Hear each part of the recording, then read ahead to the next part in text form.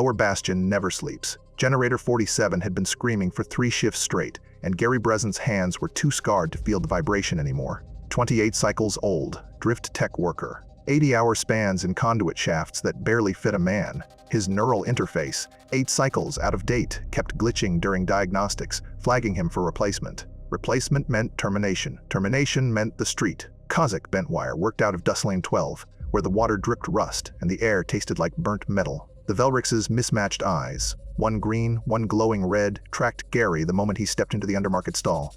Fresh pull, Kazakh chittered, claws dancing over scattered chips. Corporate dump from Tenebrica disposal. Memory optimization suite, 32 credits. 32 credits. Gary had 35 to his name. The chip slid into his neural port. The interface recognized it immediately. No prompts, permissions, or calibration cycle. Just a completed handshake and a green status line. By the next shift change, his work diagnostics were flawless. Hand movements precise. Pattern recognition sharp. For 6 rotations, Gary Bresen was untouchable. Then came the dreams. White walls. Surgical lighting. Hands. Not his hands. Positioning a body with artistic care.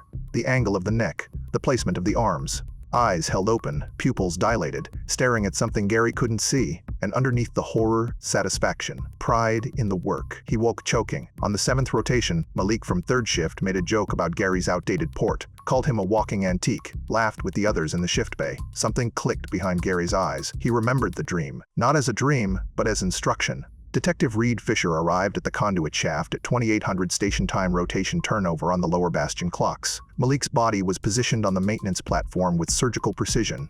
Neck broken cleanly, arms folded, eyes held open with neural connector clips, the kind used for memory extraction. Gary sat against the wall, blood on his work jumpsuit, fingers still twitching through the motions. I was watching. My hands moved, and I was watching. Fisher had seen neural rejection before, memory bleed, consciousness fracture. But this, the precision, the artistic arrangement, the specific use of extraction clips, this was familiar. He scanned Gary's neural signature, outdated interface broadcasting a memory pattern. Fisher's threat assessment flagged as Archive Fragment 31. Where'd you get the upgrade? Gary's voice came hollow, lower bastion accent slipping. Dustlane 12, Velrix dealer. Said it was corporate surplus. Fisher stood slowly, his military bearing cracking under sudden recognition. He knew that archive designation. Archive. Fragment 31. Dr. Sana Terran, neural surgeon. Serial killer. Terminated 15 cycles ago by Tenebrica Stability Division. This wasn't murder. This was resurrection. Bodies in 11 rotations. Same positioning. Same surgical precision. Same neural connector clips. Detective Fisher stood in the 14th crime scene, a lower bastion maintenance tunnel reeking of coolant and death. Sarah Kane, waste processor 43. She'd murdered her supervisor. Fisher pulled the neural records. Every victim turned killer broadcast the same consciousness signature. Different fragments, same source, Dr. Sana Terran. All purchased chips from Dustlane undermarkets, all from Velrix dealers moving Tenebrica disposal salvage, all carrying pieces of Dr. Sana Terran. Fisher found Kazakh bentwire in Dustlane 15, 3 levels deeper than their first meeting. The dealer had moved after Gary's arrest, gone deeper, thought he was safe. The Velrix's tail knocked over a tray of chips as he bolted, that mismatched red eye spinning, tracking exits. Fisher's neural stunner dropped him in 2 meters. I didn't know. Kazakh's claws scraped concrete, his organic eye wild with panic. Clean pulls. Corporate certified. I scanned for malware, data corruption. Not for ghosts in the machine. Where'd you source them? Syndicate distributor. Batch purchase. 300 units. Numeric neural disposal, lot 4477-T. Certification said, memory cores wiped clean. Archive status. Purged. Fisher's blood went cold. 300 units. He burned through 6 security clearances to access the sealed file. Dr. Sana Terran, neural surgeon, consciousness research pioneer. 37 murders over 8 years before Teneric's internal security caught the pattern. She'd been extracting her own memories during each kill, recording them, analyzing them, treating murder like cognitive sculpture. When they scheduled her for consciousness extraction and neural deletion, she'd chosen to self-terminate in the secure medical wing. But not before Tenebrica had pulled every memory core she'd ever archived. Those cores were supposed to be destroyed. Instead, they'd been dumped into syndicate distribution channels. Liability eliminated through black market disposal. 300 chips sold as clean. At least 14 carried fragments of a serial killer's consciousness. Fisher stared at his caseboard. Holographic evidence floating in mid-air. Gary Bresen's photo in the center. Fragment 31. drift tech worker, just trying to keep his job. Connection lines linking to victim profiles, neural scans, evidence tags, all pointing back to one name, Dr. Sana Terran. His neural interface pinged. Another murder, Tier 6 maintenance, same pattern, 15 infected hosts confirmed. Fisher reviewed what he knew. Terran's file, 37 murders, 37 memory extractions. Kazakh's manifest, 300 chips sold, 37 fragments. Please let there only be 37 fragments. Fisher's hands hovered over the evidence file. He should escalate to Concordium oversight, call in federal intervention, but his neural interface was already displaying an encrypted message. Numeric corporate security.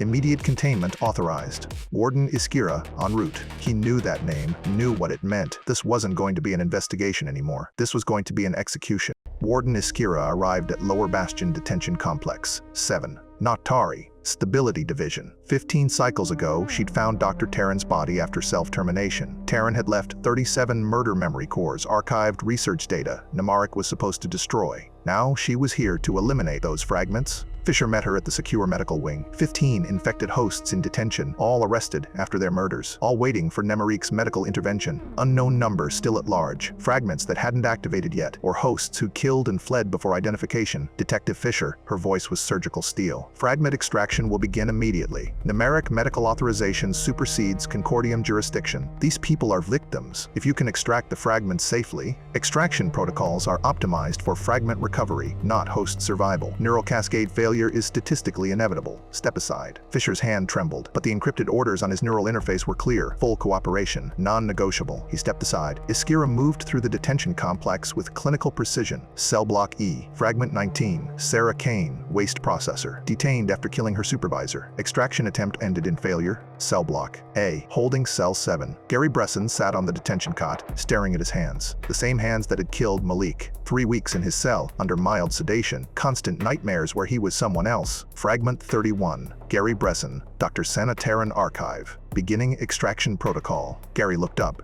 His hands moved defensively. His voice fractured, Lower Bastion slipping into something clinical. Precise. You can't delete art. You can only redistribute it. Iskira's neural scalpel hummed. Extraction commencing. Gary Bresen screamed, then silence. Neural cascade failure. 3 minutes, 9 seconds. Fragment 31, archived. By hour 18, Iskira had processed 14 hosts. Fisher watched from observation. Each neural cascade failure, filed, verified, logged, holding cell 12. Fragment 15. Tarek Breton, cargo specialist. Last of the detained. He didn't fight, just sat staring at his own hands. I can still feel her, he whispered. Even now, I can still feel her pride in the work. Iskira's scalpel activated. Extraction began. Neural cascade failure. 2 minutes, 51 seconds. Fragment 15, archived. All 15 detained hosts processed. Fisher signed the after-action report at 0600. Contamination. Event 4477-T. Detention phase concluded. All 15 detained individuals experienced fatal neural cascade failure during fragment extraction attempts. Corrupted archive signatures triggered irreversible feedback loops. 0 survivors. Remains processed per Namaric medical disposal protocols. Additional contaminated subjects remain unidentified and at large. The files sealed. Corporate classification. No media access. No public record. 15 dead. Unknown numbers still out there. Fragments that hadn't triggered yet, or hosts smart enough to run. Fisher stared at the sealed file, the weight of 15 deaths pressing down on him. Victims, all of them, arrested for murders they didn't choose to commit, and he'd signed off on their execution. The case wasn't closed, but these 15 were. Kazakh Bentwire was found dead in Dust Lane 15, the next rotation. Apparently accidental neural interface overload. No witnesses. Case quietly closed. Fisher knew better. Syndicate or Nemaric, someone wanted the distributor erased. Kazakh had sold all 300 chips before the murders began. 15 carried fragments. Nemaric recovery teams traced 47 more, all clean. 238 were never recovered. How many were contaminated? Nobody knows. 3 weeks later, Fisher walked through Lower Bastion Market District, the weight of 15 deaths still pressing down on him. 15 victims who had never chosen to kill. 30 families fed different lies. 15 murdered. 15 executed. None would ever know the whole truth about how Nemaric's incompetence turned innocent people into killers. The case was sealed, classified, no public record. Justice denied in the name of corporate damage control. A public broadcast screen flickered to life above a vendor stall. Corporate newsfeed. Tier 4, manufacturing expansion. New hires spotlighted. Nemaric's partnership with Arabia Dynamic highlighted as economic growth. Fisher barely glanced up, then stopped. Someone who looked like Gary Bresen filled the screen. But the name beneath read, Marcus Erickson, assembly technician. Different clothes. Clean corporate jumpsuit, Tenebrica manufacturing division colors, hair professionally cut. Speaking about productivity quotas with confident, measured tones. No trace of Lower Bastion accent.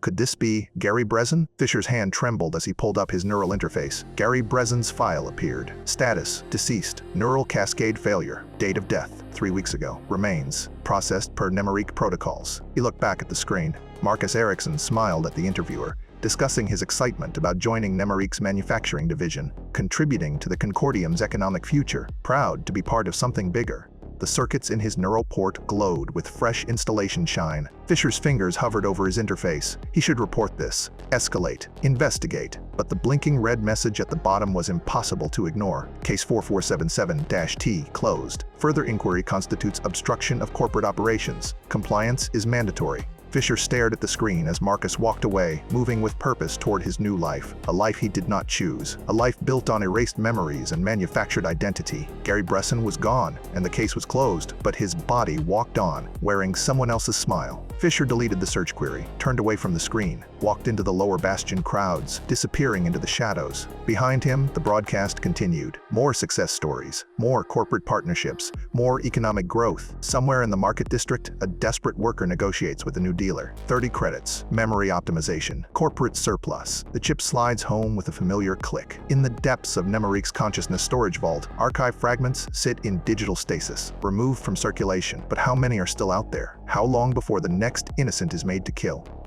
Thank you for watching. If you like this story and want more, subscribe.